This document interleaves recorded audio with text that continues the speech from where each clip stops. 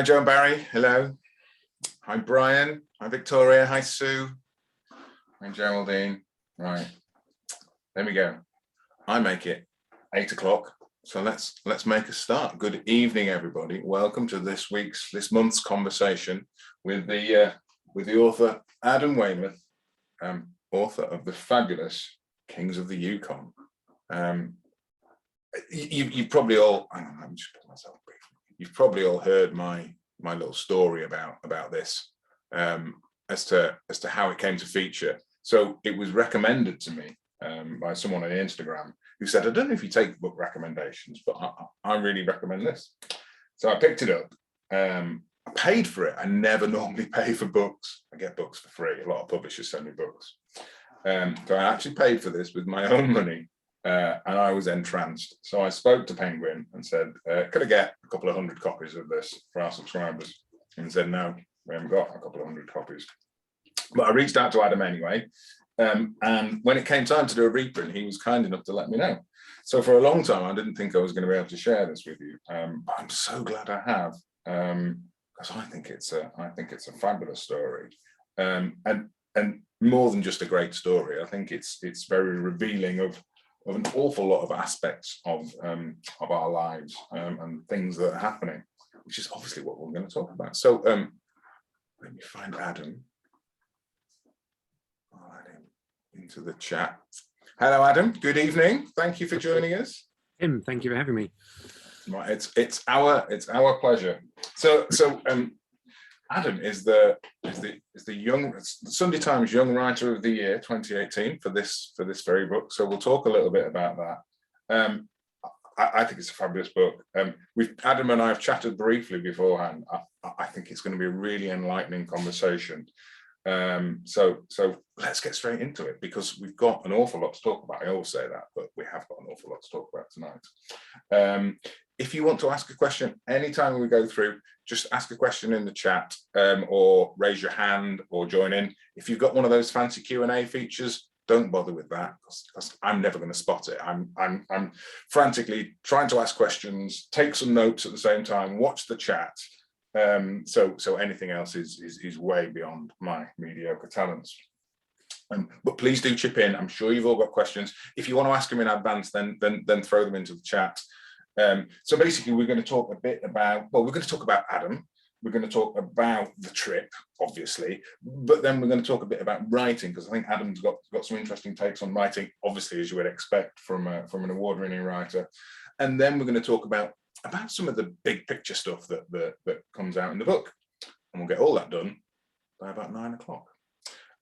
So Adam, thank you for joining us. It's fab to have you with us. So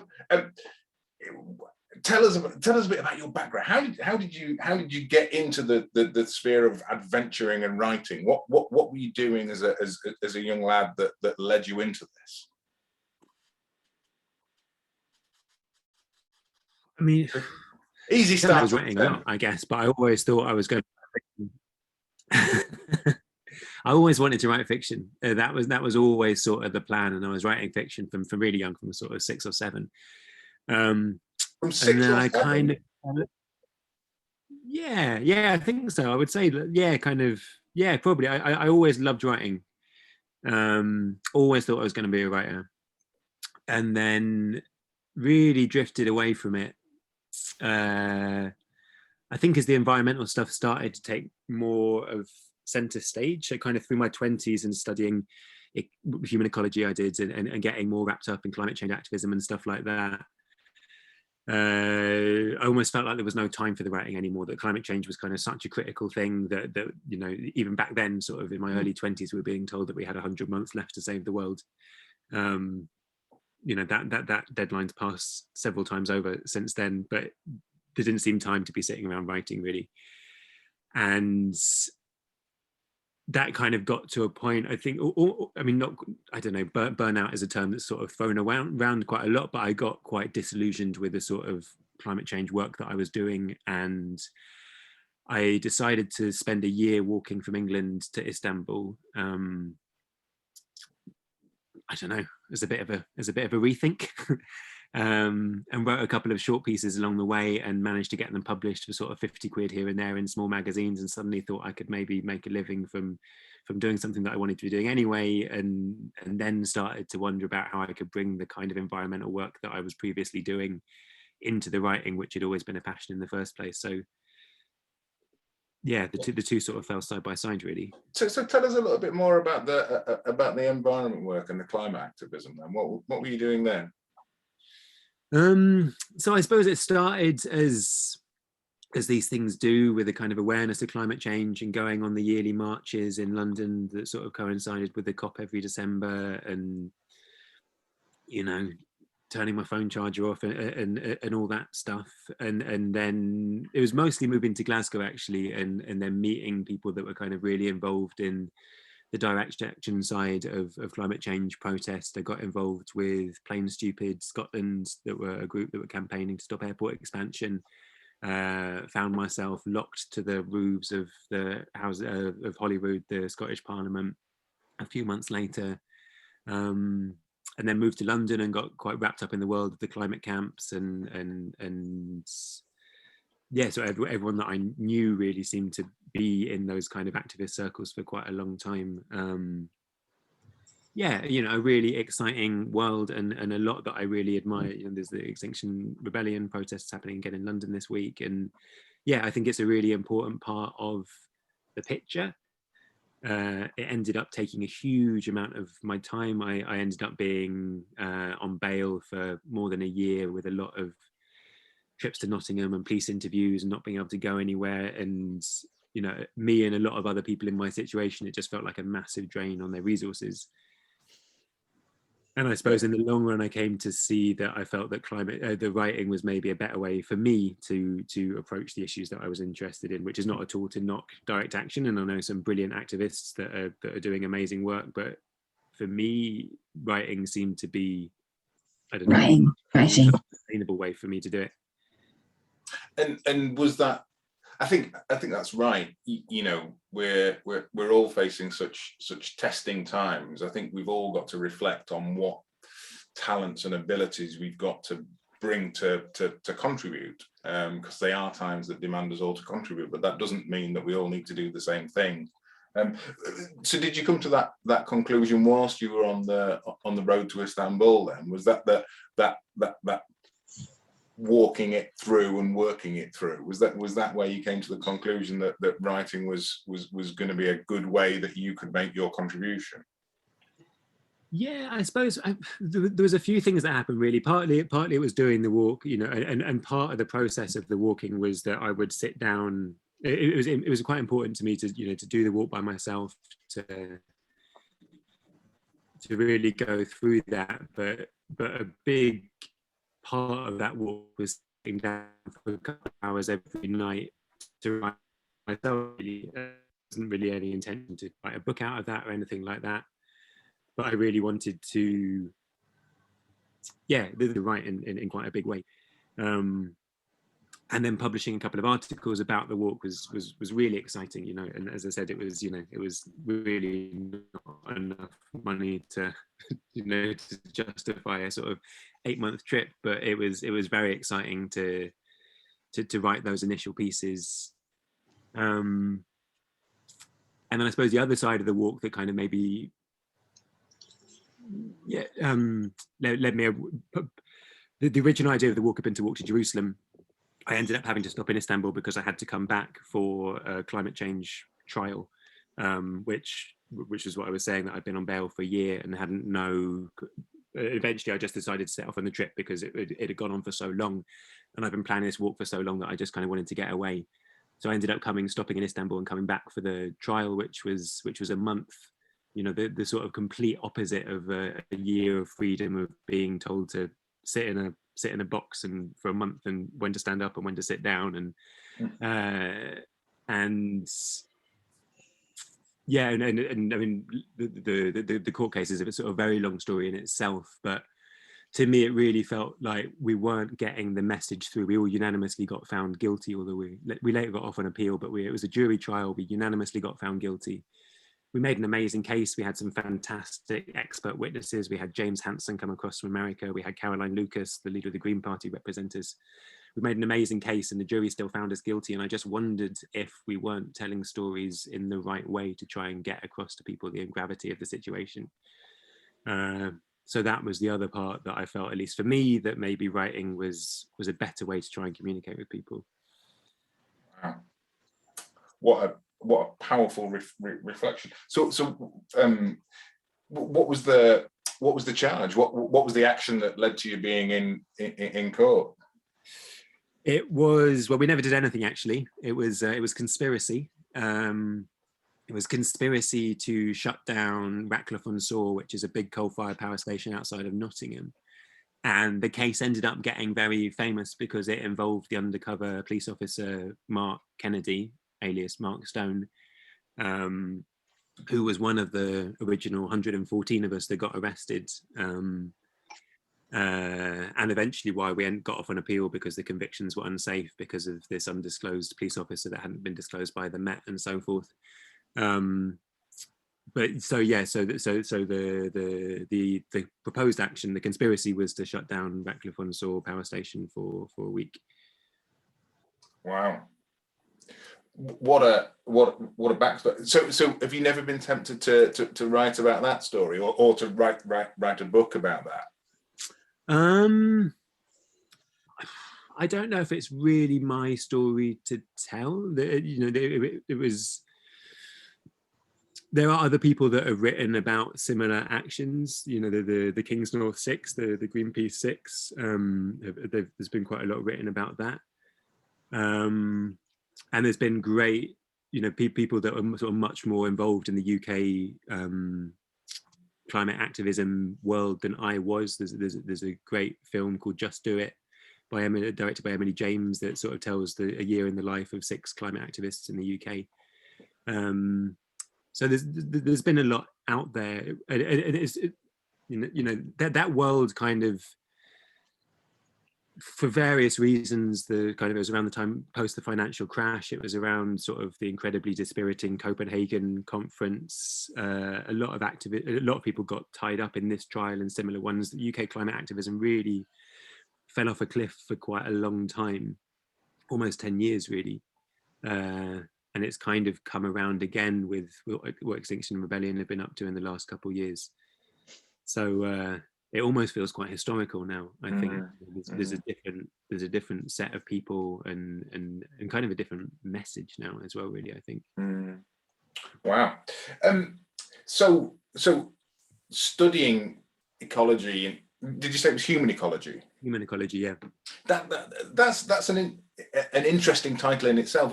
What's distinct about human ecology then? What did you take from that? So human ecology, the way I normally explain it is that ecology is about the connections between different parts of an ecosystem. So human ecology recognizes that people are part of that ecosystem as well. Not just biologically, but our politics, our economics, our history all play into that kind of ecological web. And at the heart of it, it's about community, really. It's about looking at building community as a way of solving social and environmental economic problems. Wow. And it's really influenced all the work that I do. It's really led to everything that I've done since, that tries to bring the story of people into these kind of ecological narratives, and to not make that distinction between us as human animals and the rest of the non-human world, but to see what happens in one as directly influencing the other. Yeah, and that very much does seem to be an emerging, more we wouldn't call it a mainstream thought, but that othering of humans and the environment seems to, there are a lot of people chipping away at that for very good reasons, yourself included. But knowing that, I think that sheds so much light on all of the topics that you pick up and you discuss in the book, because it's there, it's writ large, it's fascinating. So that's brilliant. Thank you. What a good start. Okay, let's talk about the trip. So you'd not done a huge amount of paddling before you decided to go and paddle down the Yukon, had you? That's to say it generously. Yeah, I'd done very little paddling indeed. Yeah. So, why did you come up with the crazy idea of, yeah, I'm just going to paddle down the Yukon? It just sort of, I mean, you know, I wrote the proposal for the book. It seemed like a brilliant idea. You sit down and you look at a map of Canada and Alaska, and you're going to explore the Yukon River. You know, the obvious. It's like the Yukon's on the map, like the highway. You know, and there is very little road system. By the second half of the trip, there's really no roads at all. All the villages along the river are incredibly isolated. Unless you're going to fly in, there's really no other way in. So yeah, I wrote the proposal. I got very excited about the idea. Never really thought that anyone was going to, you know, take me up on the idea. And it was only sitting in a meeting with my editor, sort of having sold the book, when she asked me how much canoeing that I'd done, and and we, you know, and we did what we could. Me and my partner Ali, who joined me for the second half of the trip, we spent sort of 3 or 4 days going down the Y. We spent a little bit of time on the Dart, but they're, you know, trickles compared to the Yukon. The Yukon is 7 miles across when it meets the Bering Sea. So it's, you know, we sort of played around a bit here, but really learnt while doing it.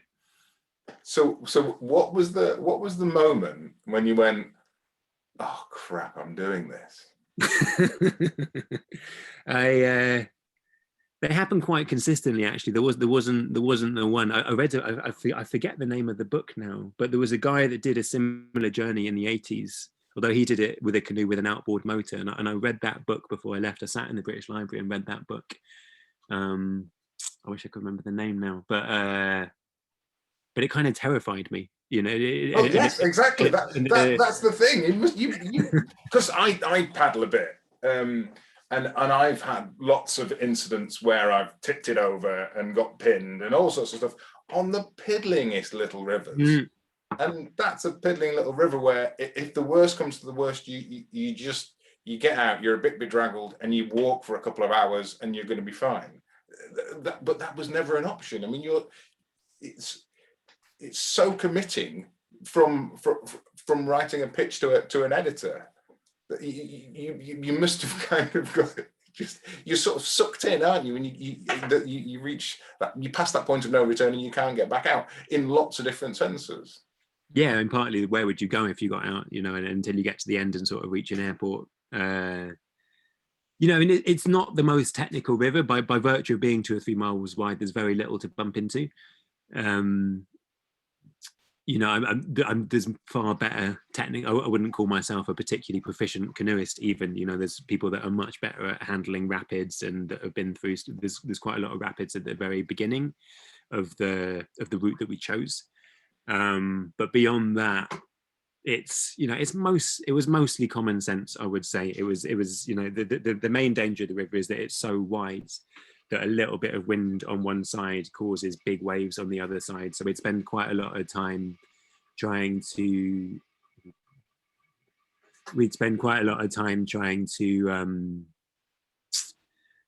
you know, just sit out bad weather. Basically, the canoes are not designed for waves, and so it was mostly sort of choosing when to paddle, when to not paddle.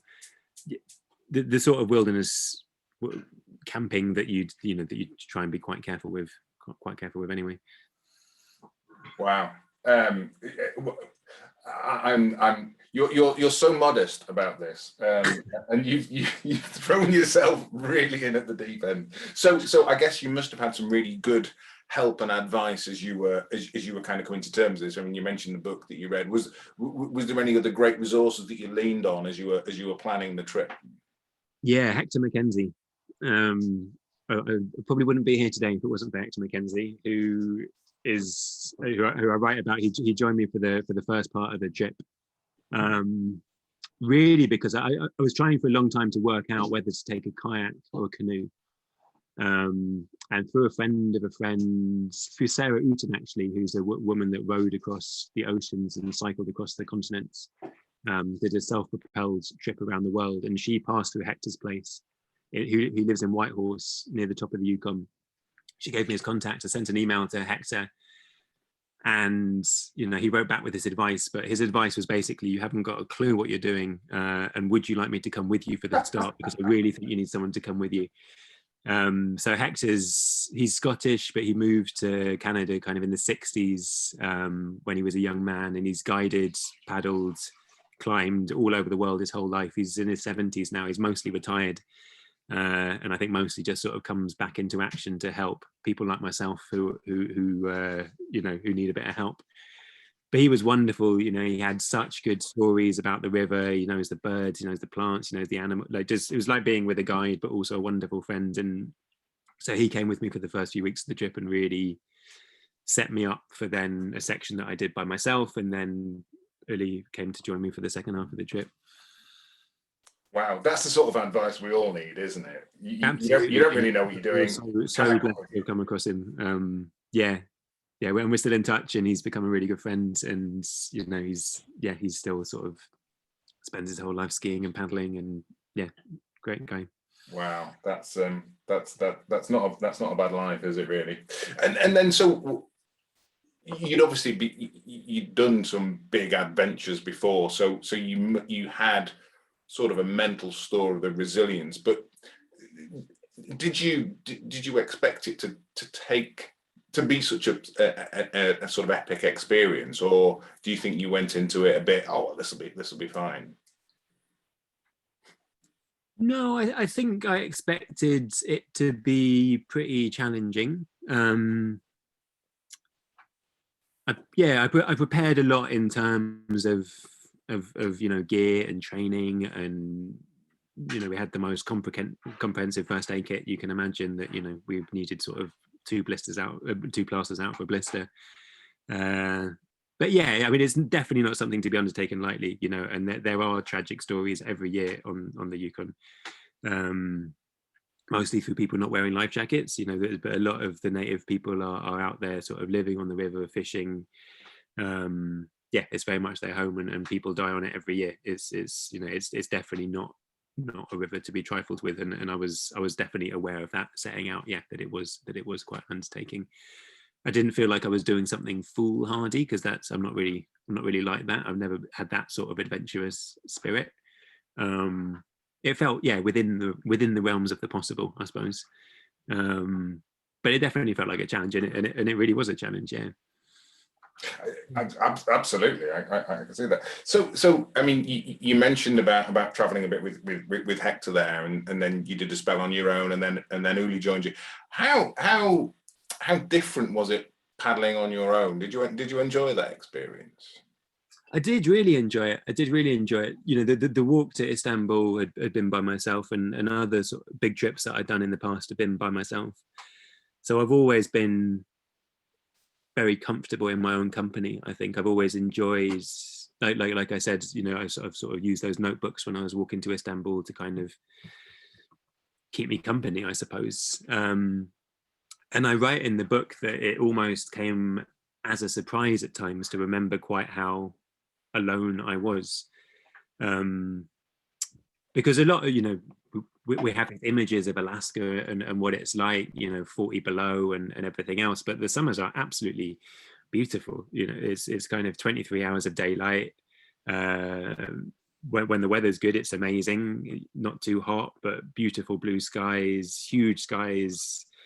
A lot of it was really idyllic. It's especially that beginning part of the journey, and and I'd be paddling, and I'd stop, and I'd make camp, and I'd catch some fish for my dinner, and make a fire, and paddle on again, and then suddenly I'd remember that I was the only person for 200 miles, and if something went wrong, it would be an absolute disaster.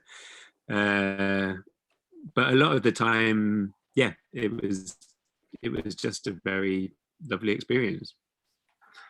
Wow, what a great experience! And then I guess it must have changed when Uli joined you. How different was it than paddling with your partner? I mean, not just a partner.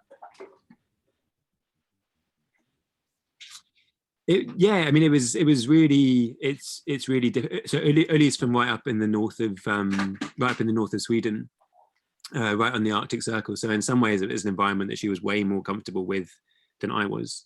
And I think for her it was very interesting to see, you know, that she left the north of Sweden quite young, and for her it was really interesting to kind of go back and see, you know, not the same people, but, you know, in many ways there's a similar culture of fishing and you know, living off the land in a sense. It was amazing to share it with someone, and it's still been amazing to share it with someone. You know, all my conversations about walking to Istanbul are really just memories that I've told other people, and it's really nice to be able to sort of still sit down sometimes and look at the photos and talk about it. And now we've got, you know, got kids, tell them sort of what we did. It's just a very different thing to sort of have someone else holding those memories as well, I suppose. And another really interesting thing about being with Uli is she got an insight into people that I'm sure that I wouldn't have got an insight into. You know, it's quite a traditional culture in some ways. It's quite a male culture, and Uli had amazing access to some of the women, especially some of the elders, who I think I probably never would have got to speak to otherwise. So, and one of my favourite sections of the book is where we stay with an Athabascan woman called Mary, who's into her 80s now, who's lived an amazing life, and you know, and so being able to share that journey and get those different insights into different people really brought it alive in a different way as well. I think it shows that it can be so hard to realize that you can only see the world through your own eyes until you start trying to look at it through someone else's eyes. I think that's what a lot of what we're trying to do with the book club is look at the world through so many different people's eyes, because it shines so many different lights on a situation. Yeah, I mean, the whole history of the Yukon is myopia, is you know, is the colonists turning up and not seeing that there was even another culture there in the first place. You know, I mean, the whole journey was about that in a way, is trying to show different people's perspectives, who are all sharing the same river but see it in completely different ways. I love the bit where you talked about how the native populations, you know, 2,000 miles away from each other, were still connected, even though they weren't necessarily aware of each other. They still kind of almost had an essential notion of that connection, in a way that, like you say, the colonialists who come charging in and don't even recognise any of that. I think it's so telling, isn't it? Yeah, it's, you know, it's the length of the Yukon is the distance from London to Athens, but they're so intimately bound. They've still got the same water flowing past them. They've still got the same salmon going past them. They still share the same resources. They're still, you know, very much speak the same language, but they also have incredible problems understanding each other, because they're, you know, they're totally different people, different tribes, different cultures, different genetics, different, you know, like, yeah, just polar worlds apart. And that is kind of one of the challenges of the history of dealing with the salmon and dealing with the river, is trying to share these resources. I start the book with the etymology of the word rival, which comes from the same root as river and riverine, and the word rival means two people sharing the same river. And that was really clear the whole way down it. Yeah, no, it's brilliant. We've got some fantastic comments from Joe and Barry. I love what they say about the amazing thing about your storytelling is that the adventure isn't the thing that comes out most. It's everything else. It's the social, it's the environment, it's the geography that plays out. So you know, I think that's what we all got from it. But this is the bit where we're talking about Adam's trip. So if anyone's got any questions about the trip down the Yukon, do chip in, because we will move on past that. But I was really taken with the characters that you met along the way, and the way that you drew out those stories. But I'm guessing that you even write about some uncomfortable encounters that you had along the way. Did it ever feel particularly uncomfortable in a way that you thought, actually, this is too sketchy, I need to get out of here, or did it always feel sort of manageable? I think there were times. So the part you're referring to is when me and Uli camped on a beach. I forget the name of the village now, Koyukuk, I think. And there's these three don't know, I want to say kids, teenagers, early 20s, drinking on the beach, and alcohol is a really severe problem in a lot of these villages. Most of them are technically supposedly dry, and they're not. It's the prohibition that leads to. I've never seen such a sort of rife alcoholism anywhere, and it spurs a lot of other problems, and we can come on to talk about the reasons for those problems and the reasons for the alcoholism. But essentially, being around alcohol felt dangerous and precarious, and there's a lot of guns around, and there's also a lot of bad blood between First Nations people and white folk, for also very good reasons. And so that was probably the moment of the trip that felt scariest, just being around these three pretty, like, very drunk, very angry people. And I think there were other places that I consciously avoided. So it felt very.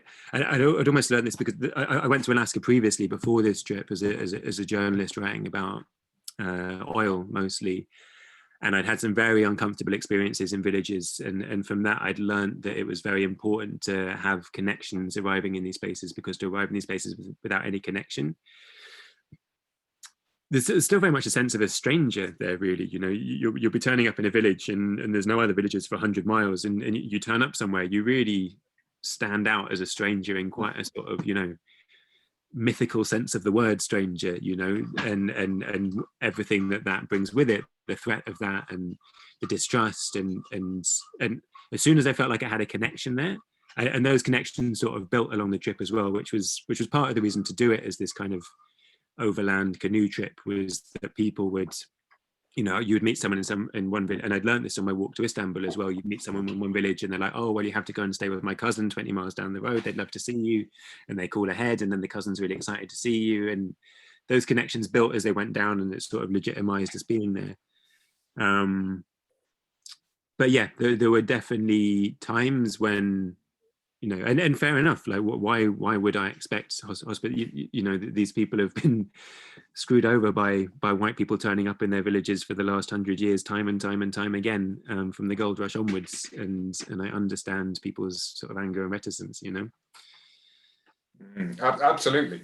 You can't turn up with some sort of privileged expectation that people are going to welcome you with open arms, or treat you as anything other than a stranger, because that's what you are. We'll come back and we'll talk about the anger later on. I guess obviously the other things that you were seeing when you were out there was, and we'll talk about the salmon in a minute, but there must have been so much of the natural environment that you saw when you were out there. That must have been an incredible experience. Wildlife and bears and all that. So for someone who studied ecology, it must be a very fulfilling experience to literally immerse yourself in it. Yeah, and it really changes. I'm not really an ecologist in the scientific sense of the word, and I really enjoy spending time with scientists for that reason. And I would seek out scientists on the trip, but I think that is the word I would use, that kind of immersion. And I noticed over time, it's such a slow pace, and there was such a rhythm to the days. It would take sort of, we'd paddle all day, spend the evenings unpacking the canoe, but making the fire, putting the tent up, cooking, and then doing it all again in the morning. And that just went on sort of day after week. And you really start to look at the landscape differently. I write about how I started to be able to identify birdsong, which I'd never really been able to do before. But you're hearing the same 10 birds day in, day out, and you'd really start to pick them out. And I'd really be able to identify different trees from the smallest kind of movements in their leaves, and I'd be able to see a bald eagle from a mile away, because I was just used to looking at, not through any kind of special skill on my part, but just being in the same landscape day in, day out.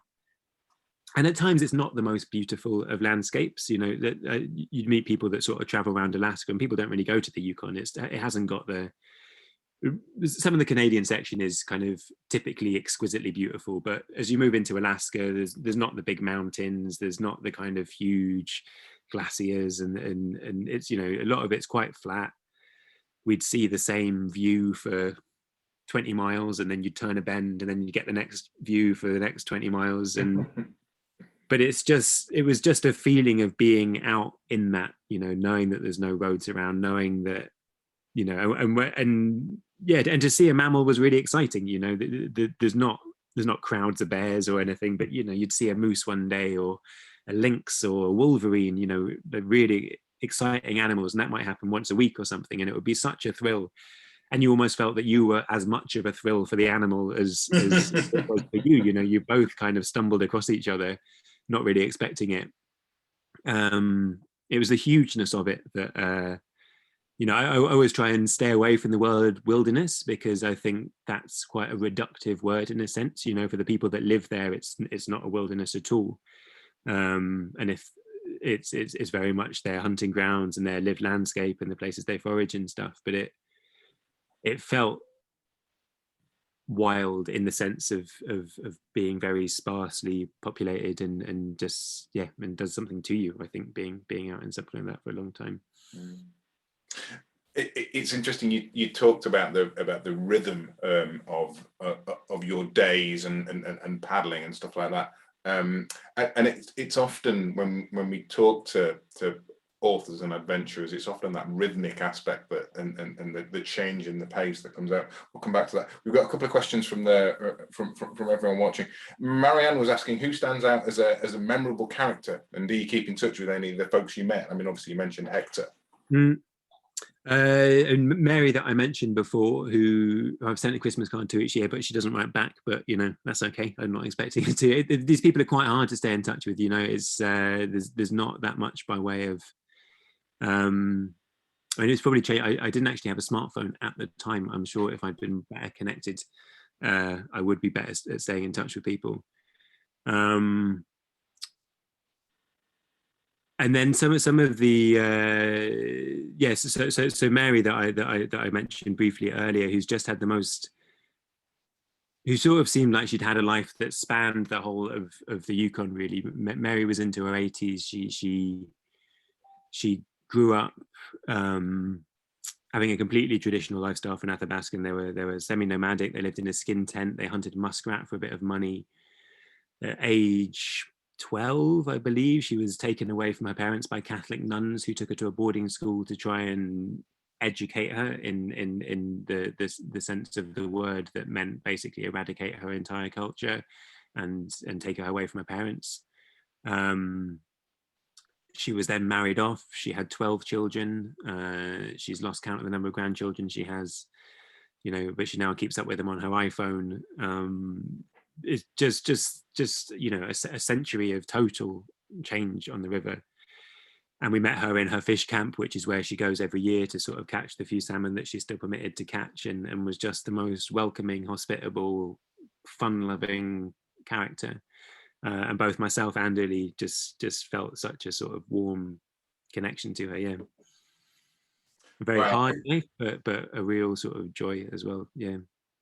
You I think you paint those characters so beautifully in the book. They really stand out. You can tell that the encounters that you had with people really meant something, and that you took something from them. I think it's one of the reasons why so many people have enjoyed the book so much. So let's talk a little bit about the writing then. So why did you want to write this book? Where did the idea of pitching this crazy idea of going and chasing some salmon the wrong way up the Yukon or down the Yukon? Why were you drawn to that story? So it came about, like I said, I went to, the first time I went to Alaska was in 2013. I went as a journalist, really writing stories about climate change and oil. Originally, I'd gone to write a story that then fell through, and so I found myself with some funding and 3 months to kind of just explore the state. And I got in touch with a guy called Mike Williams, he was then chief of the Yupik Nation, which is one of the Eskimo people that live on the west coast of Alaska.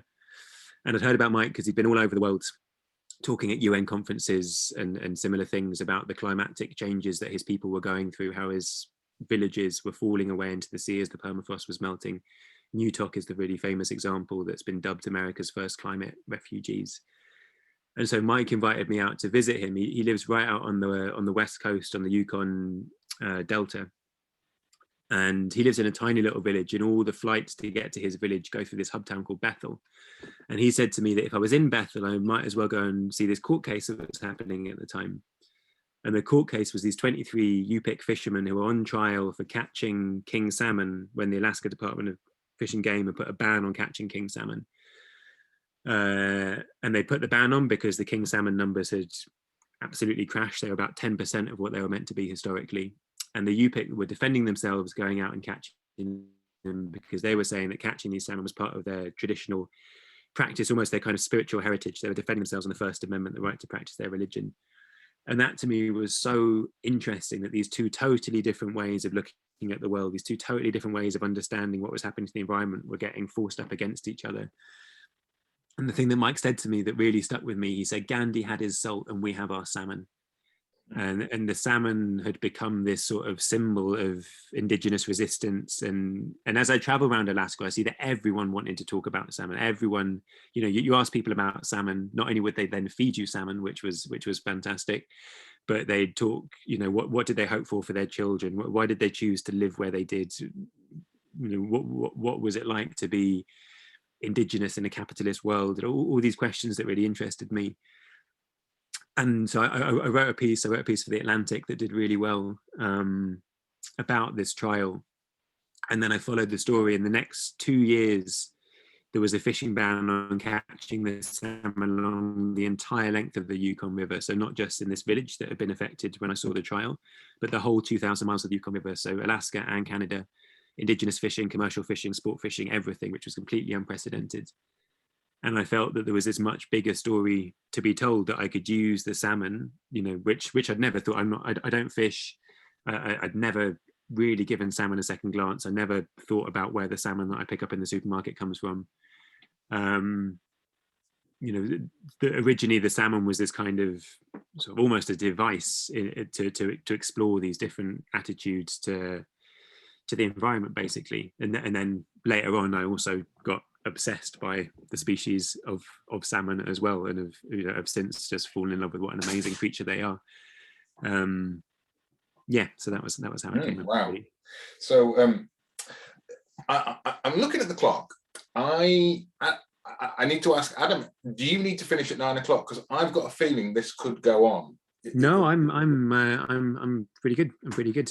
Folks, I've got to warn you. I think this might go on a bit. We almost never do this, but there's no point having this conversation. Adam's looking shyly off camera. No, I was going to ask you for a top up. Oh, that's all right. I thought you were just making sure with someone else that it was okay if we ran on. Good. Get a top up. I couldn't find any Canadian beer, so I've got some Sierra Nevada beer. So there we go. What a fascinating conversation, Adam. Thank you so much for this. Yeah, there's a couple of questions that folk have come in with, which I've got some good slots to slot those in. But I want to carry on talking about the writing a little bit, and the bloody brilliant writing, because it ended up with you being winning. I was going to say nominated for winning the Sunday Times Young Writer of the Year. Were you expecting that? No, I really wasn't expecting that in any way. I wasn't even expecting to be young anymore, to be honest. I had a look on the Sunday Times, the Young Writer website, and I love the picture of a young Robert Macfarlane. He looks so young. He does a really good baby face. Sorry. Yeah, and so partly that being in this incredibly prestigious company, and people that had inspired me in the past, Robert Macfarlane, Zadie Smith. The book was really inspired by a book called The Snow Geese by a guy called William Fiennes, who also won the Young Writer. Amazing book if people haven't read it, about him following the migration of the snow geese from Texas up to the north of Canada. And to win it for what felt to me to be quite a niche topic, a book about fish, and the Sunday Times, a Murdoch newspaper, has not historically been particularly strong on climate change. to have an environmental book, about a fish, to win felt really validating as well. It really felt, it felt very validating. It was very exciting to win, and it was very exciting to win. And very well deserved. I think it's a fab book, and I know that subscribers have enjoyed it as well. Is that? I guess it's good and bad getting nominated like that. Sorry, not nominated, winning an award like that, because it's such a great validation, like you say. But then you've always got, the poet laureate won the same thing. So that's it's a thing to live up to, isn't it? I mean, it's a great thing to put on your CV. I'm not sure for what sort of job. I think it's made me, I don't know, it's made me very excited to be in the position that I'm in, really. I think sort of, first time around, I was so excited to be allowed to write a book, which was something that I'd always wanted to do. And what I felt like I'd sort of really been building my career in journalism towards, that I just felt very excited to be allowed to do it. This time round, sort of working on other stuff now, it feels slightly more considered about where do I go next. But it feels like really exciting footsteps to follow in, I think. Absolutely. Absolutely. So I wanted to talk a little about writing and adventure, because you just said it yourself there. You said, I never expected a book about fish to win any awards. Why do you think it is that these types of books have got quite a broad appeal and give us license to talk about so much which interests people? I mean, that comment that someone said earlier about the adventure stuff almost taking a back seat, I think that was part of the idea of the book. I mean, obviously I really wanted to go canoeing down the Yukon, I'm not gonna lie, but part of the premise, part of the idea of that as well, is that I could write a book that could then sort of suck people in and then use it as a vehicle to talk about a lot of other things that I was interested in. I think one huge inspiration for the book for me was the writer John McFee, who's he's a staff writer for the New Yorker. He's in his 80s now. He's been writing for the New Yorker since he was in his 20s, and he's written prolifically for 40, 50 books as well, about a huge diversity of subjects, from a book about oranges to a book, to a trilogy about the geology of the United States. And he wrote a book that I read the first time I was in Alaska, called Coming into the Country, that explores, to me, it's still, to my mind, still the best book about Alaska out there. And he very much had that approach of kind of bringing in all these different facets,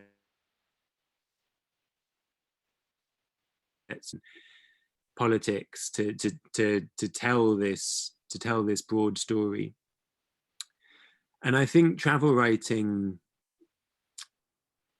I suppose I think a lot about travel writing, because it's not, travel writing has a fairly sort of colonial legacy to it. It's I think in some ways it's got quite an uncomfortable past, and in some ways I think it's got quite an uncomfortable present as well. There's still a lot of things that are quite problematic about travel writing.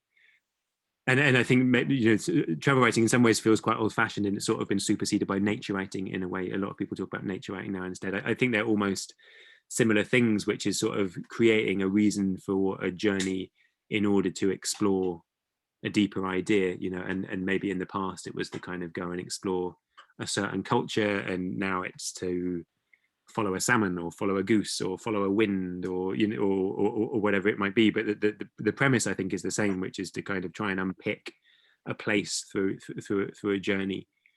And to me at the moment, this is a huge moment for travel writing to reflect about its purpose, but partly for the fact that we've all been stuck in our homes for the last year. Partly none of us can ignore it anymore, that every time we get on a plane we're heating up the environment. But there's obviously also still a huge importance about travel and about understanding different cultures, and I think travel writing does allow us to answer some of those questions, but those are really big questions. I think that's a really interesting viewpoint, and I completely understand what you're saying there about it's almost got this colonial overtone. Do you think the shift in travel writing and to nature writing, as you say, do you think it's almost an attempt to atone for the things that those genres have miscommunicated and got wrong in the past? I don't know, because I think nature writing can be just as blind to. I think you can fall into exactly the same traps as travel writing can. I think there's a lot of nature writing out there that doesn't have a kind of political understanding, that doesn't,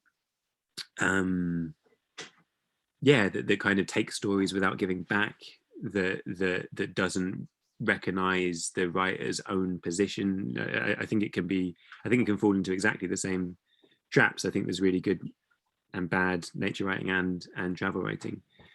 And which is not at all to say that I know how to do it. And there was a big learning process in writing Kings of the Yukon. One of the things that really struck me was to work on the Canadian side of the border.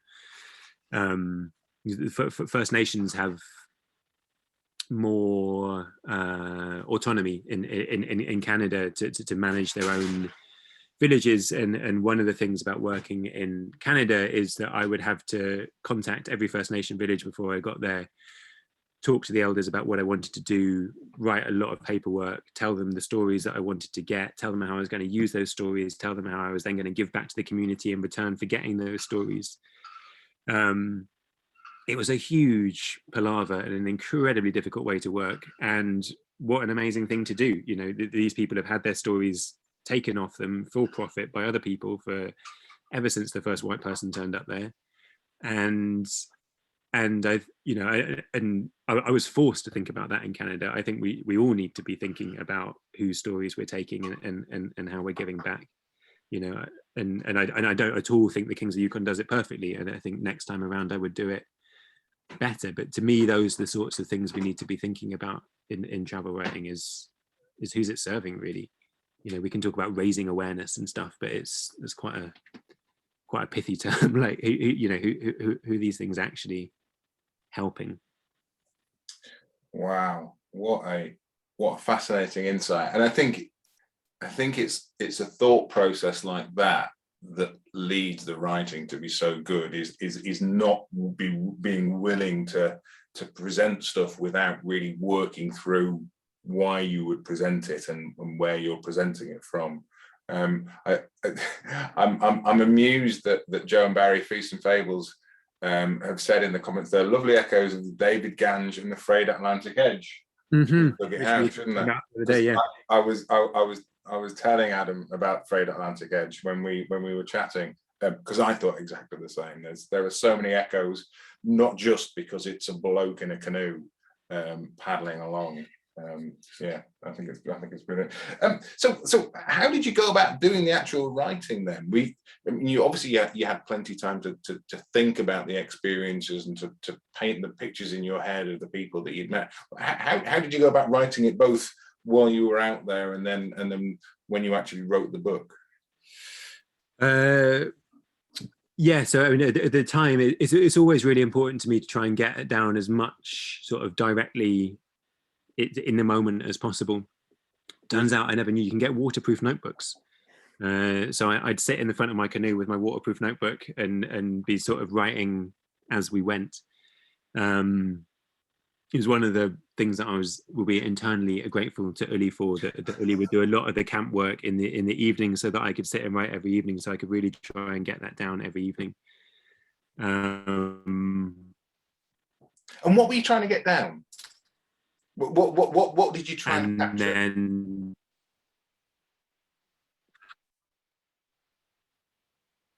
it's my reflections, my impressions of the day, and just kind of very sort of the direct descriptive writing as well.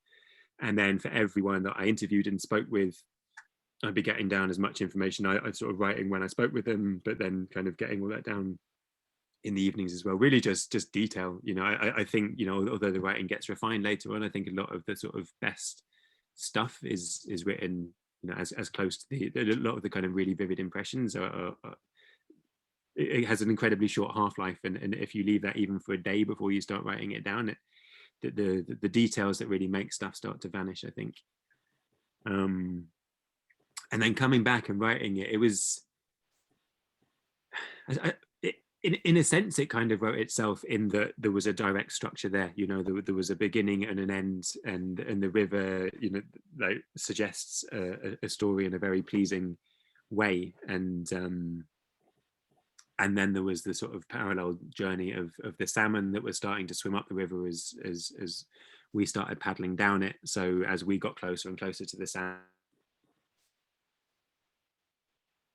getting their smokehouses ready, all these things, and then the moment when us and the salmon sort of crossed, and we carried on down to the sea. So there was an inbuilt structure there that helped a lot, actually. I've been trying to write a novel over lockdown because travel writing's, you know, not been great at the moment, and just being left with a completely free-form structure and not knowing how to put anything or where to put anything made me feel quite grateful for the structure of the journey, you know. So, well, let's talk a bit about the salmon, because it's a fascinating tale of. I can totally see why you chose that fish as a vehicle to talk about stuff. What were the big themes that you got from writing about the salmon then? The salmon as a creature in itself, and people's relationship with it, because I think that was fascinating. You touched on it before about, you know, how it was so integral to native populations, and then there's almost this external legalistic approach to it. You also talked at one point about studying the heck out of individual parts of systems and individual parts and not understanding the connections. And that struck me as a bit of a metaphor for all of it, really, is that there just seemed to be so many conflicting views and opinions that came into play about how this species has declined and how it's managed now. I think it's a great topic for it. Sorry, I'm asking you a very big question. Yeah, the really key thing with the salmon in terms of how it relates to native culture is the fish camp. And so a lot of these native groups that live along the Yukon, whether they're right up at the source or close to the mouth, traditionally they would have lived these kind of semi-nomadic lifestyles where they would have, you know, perhaps been at a particular place of berry picking for the autumn, then they'd go up into the mountains for the winter because it was slightly less cold up in the mountains, and that might be the best place to kind of hunt a moose. In the spring, they'd make these birch bark canoes and float back down to the Yukon, and they'd arrive at the Yukon in the spring in time for the salmon run. And the salmon run was, you know, a lot of their lives were incredibly hard, and the salmon run was almost, you know, the weather was good. You could basically put a net into the river and know that this huge surge of protein was going to flow up the river, and you would pull it out and you would smoke it and dry it and keep it for the year. And so people would really, it was a time for families to get together. It was time for sort of teenagers to flirt. It was time for elders to pass down the knowledge to the next generation, teach the kids how to fish, all these things. And although Indigenous lives have changed hugely over the past 100 years, sort of since the gold rush, really, since 1896, you know, and in many ways there are as much sort of 21st Canadians, 21st century Americans as the rest of us now. The culture of the fish camp has really been hung on to, and people will take time off work. It's during the summer vacation for the kids. People would still go out to the fish camp and use that time to get their salmon. It was a real strong connection to the cultures of the past, but also kind of way of cementing culture. And so that's been one of the huge knock-on effects of the salmon disappearing and these bans coming in, is that culture is really starting to unravel. And then suddenly people are thinking, well, you know, why do we live in these villages in the middle of nowhere, 200 miles from the nearest road, if there's no salmon here? Because we're here for the salmon. And that's when the kids start leaving for the cities, and that's when the culture really starts to evaporate. And so one of the big questions for me that I came back with is like, yes, you know, maybe we can save the salmon. Maybe we can put these incredibly restrictive fishing bans on the salmon, and maybe we can save this species. But there's also a culture to save here, a culture that is, some of the best sort of ecologists and biologists out there, so some of the people that are so intimately bound up with this landscape, and how do we, and we've lost as many cultures as species in the last 100 years. How do we, is there a way of preserving both, and seeing the one as completely dependent on the other, really. Wow. And the First Nations people have weathered, huge storms in the last 100 years. Like I spoke about Mary being taken off to the boarding schools. There's the history of, the gold rush and the spread of disease, and then the missionaries and the boarding schools and the oil extraction and everything. And time and again, these First Nations communities have found ways to come through these things. And the salmon is yet another one, and it's one that really seems to be causing cultures to fall apart, in a sense. Almost feels like it could be the last straw. It's such a central thing.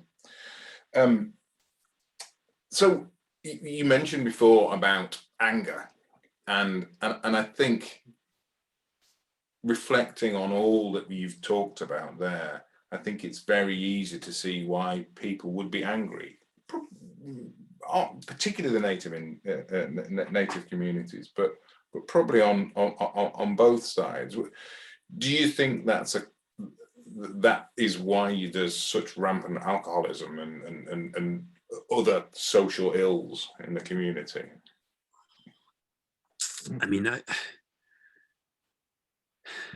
it's I spent sort of 4 or 5 months on the river. It's still only a kind of glimpse into something that's incredibly complicated. Why these problems exist, and I'm absolutely no expert on it. But yeah, these people have been through some profound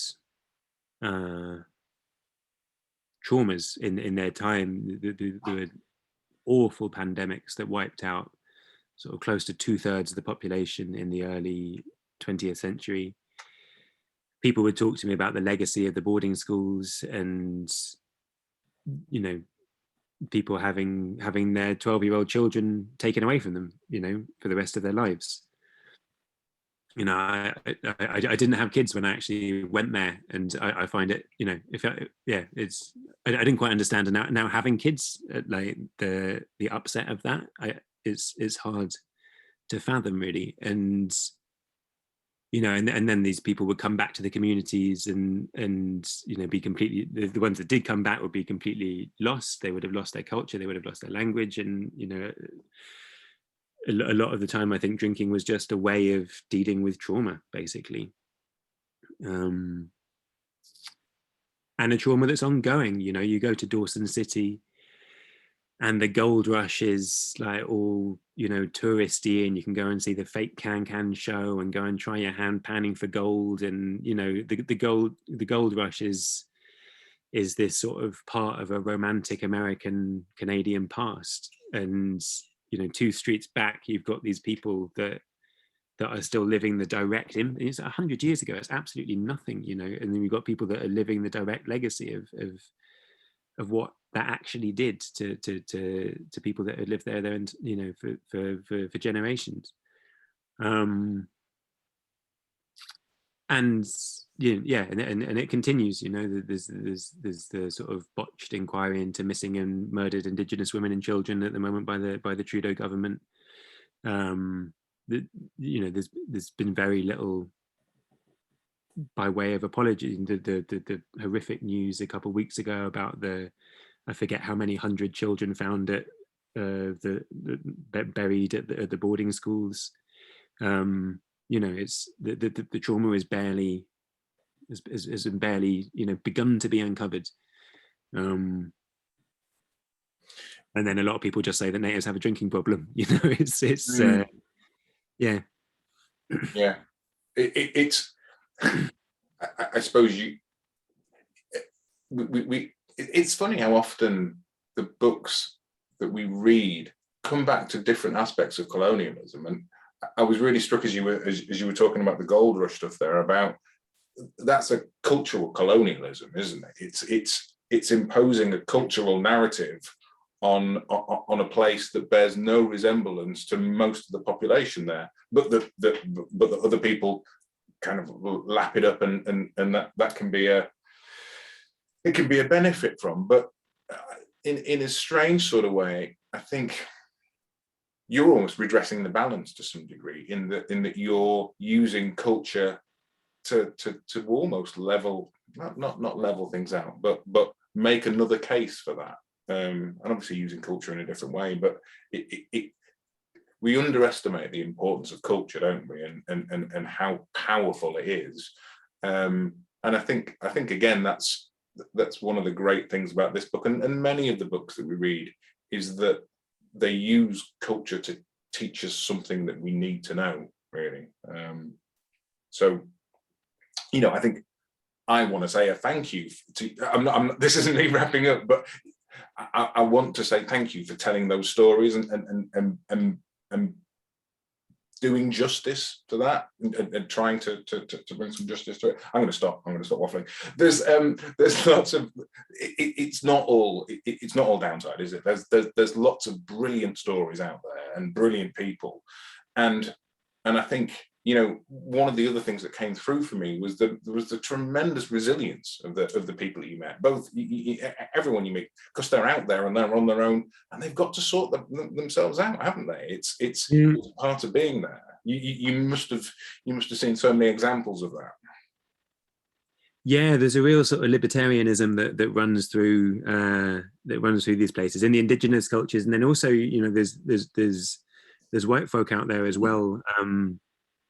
A lot of people ended up there dodging the draft for Vietnam, and then moving there in their kind of 20s to hide out, and they're now in their 70s, and quite a lot of them make their living from being on reality TV. I stayed with 4 different people down the river that make their living from reality TV shows. Life Below Zero, if anyone watches that. I forget the one now that Stan Gere is in. But yeah, these sort of very misanthropic people, for the most part, that have chosen to live alone by themselves in the middle of the woods. And then for 4 months of the year, someone from the Discovery Channel turns up and sort of dogs their every move with the camera. Yeah, and there's a kind of self-reliance there that there's obviously a huge market for. The amount of reality TV shows about Alaska is extraordinary, and it obviously captures something about about self-reliance. Behind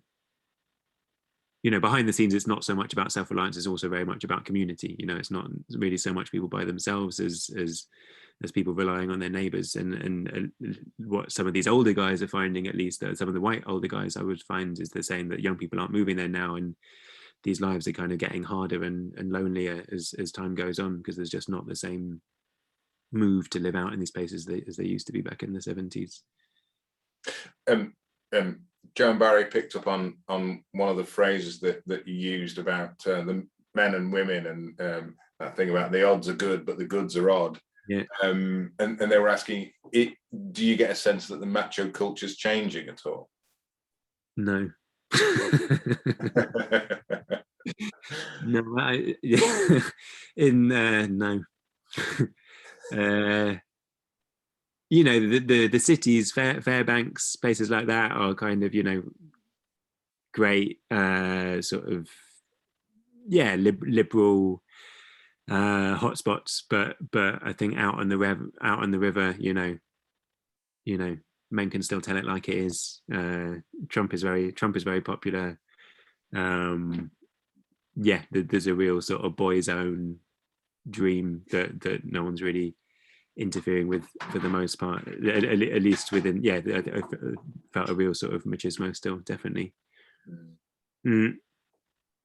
Yeah, it's almost like it plays back into that culture thing, isn't it? In that it almost amplifies it, and that's the place to go if you want to live that sort of way. Geraldine asked a fascinating question. So she said, what were the moral conflicts that you were seeing as a consequence of social worlds colliding, and how does that leave you feeling about the future of our world? Because, you know, we see that so much, don't we? We see different social cultures collide and clash and come into conflict. Big question, Geraldine. I suppose that, I mean, I feel like I could answer that in any number of ways. One that springs to mind, that's almost a kind of ray of hope, I suppose, is this sense of different ways of understanding the world that really comes into conflict, which I'd see through different ways of understanding the science. There's a kind of Western science, if you will, that's sort of, you know, which are the people that are managing the rivers, the fisheries scientists, the fisheries biologists, the river managers, people that have got their PhD in fisheries science from, you know, California or somewhere, and come up to Alaska and have one way of understanding the river. And then on the other side, you've got the indigenous science, if you want to call it that, kind of knowledge, which is very much come from sort of living on the land, being out on it every day, having that lore passed down from previous generations. And both of those ways of seeing the land are very much in conflict. Typically, the Western scientists feel that the indigenous people are just sort of superstitious and you know, don't have the empirical evidence to back stuff up. And the indigenous folk think that they're coming up with their, you know, they're 26-year-old and they've got a beard from California, and, you know, what do they know about an Alaskan river? And actually, those two ways of looking at the world have got a huge amount to learn from each other and give to each other. And there are more enlightened scientists that are starting to recognize that now and are really starting to work with indigenous people and really starting to kind of pool that knowledge. And to me, the kind of the one hope for preserving both salmon and culture is for people to start understanding the river in that more kind of holistic way. You know, I think a lot of academia is starting to be less myopic and starting to welcome other points of view and starting to see that there are other ways of understanding and measuring things, and not everything has to get peer reviewed to make it real. And yeah, I won't go into the details now because it'll take too long, but I give some examples in the book of some quite funny stories of you know, sort of how Western scientists spent 50 years trying to prove something that, and finally proving what some indigenous elder had been telling them the whole time, you know, and spent sort of billions of dollars in the process. But yeah, to me, that's at least one place where those sort of real opposite paradigms are kind of starting to come together. So in that sense, I think there's a bit of hope. I agree, and I think it comes back to that idea of people bring different perspectives, and through those different perspectives you can gain different understanding, and that doesn't mean that one or another is necessarily right, but trying to understand what some people gain from one perspective can help enlighten your own perspective. I think that's a really big thing. But I love that, you know, I think it's incumbent on us all to find stories of hope, and you know, not without wishing to run around and be all Pollyanna about everything and go, everything's going to be okay. We've got to find things that give us hope, because where are we if we don't have hope? It's a difficult place. So have you? I am going to wrap up now because we've kept you for far too long. I mean, it's been absolutely wonderful, Adam. Yeah, thank you. It really has. Have you got hope that the salmon as a species can survive, and that the people who rely on it so much can also survive? I think the right things are happening. Yeah. You know, climate. I've actually been I'm just back from a trip around Scotland writing about the old salmon netters there who got made to stop fishing in 2015, and it's a very similar story. These guys are all into their 80s now, and the questions are very similar.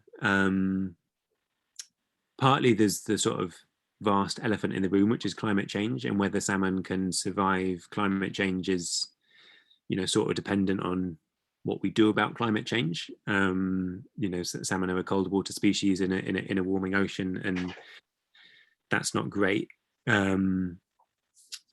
But I sort of, that aside, and assuming we make the right decisions on that, yeah, I think there's ways that it can be well managed, and you know, I think that we haven't really spoken about sort of what's happened to the stocks, particularly how the salmon have kind of got a lot smaller as well as diminishing in size. There's moves now to try and sort of allow the genetics to get back up, to allow the bigger fish through to start breeding again, to try and get the size of the fish back up, which would sort of build resilience into the system. The big fish have more eggs, they start making more babies. I think there's ways of managing it, and then communicating how why that's being done, getting equal Indigenous involvement onto the boards that are managing the fisheries, trying to get the two ends of the river speaking to each other, because, you know, at the moment at one end they just see all the fish swimming past and they don't understand why they're not allowed to catch them, because they need to understand that 2,000 miles upriver someone needs a fish as well. There's a lot of kind of dialogue and education that needs to happen, and, you know, the idea of the book was to be sort of one small part of that, to tell a kind of broad story of the river. You know, but really that needs to be being done by the people that live there as well. So yeah, I do think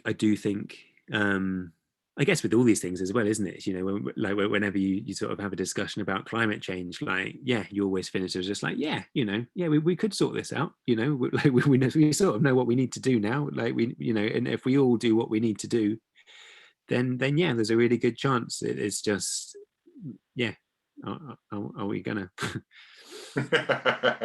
Are we going to? Yeah, well, therein. But I think, just in the way that you said that that the right things are being done. Hang on, let me pop back in for a minute.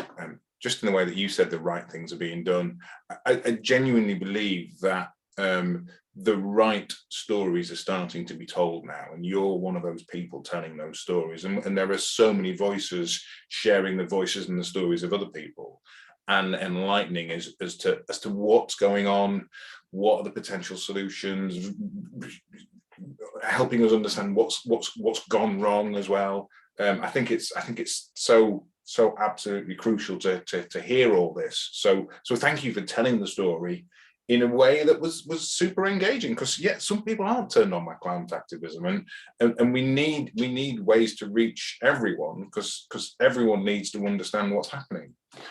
I guess from my looking for hopeful reflections on this, there is almost something to be said about the way that human behavior works, and that almost things have to get really bad before enough people realize that something has to happen, and that cycles are a part of nature.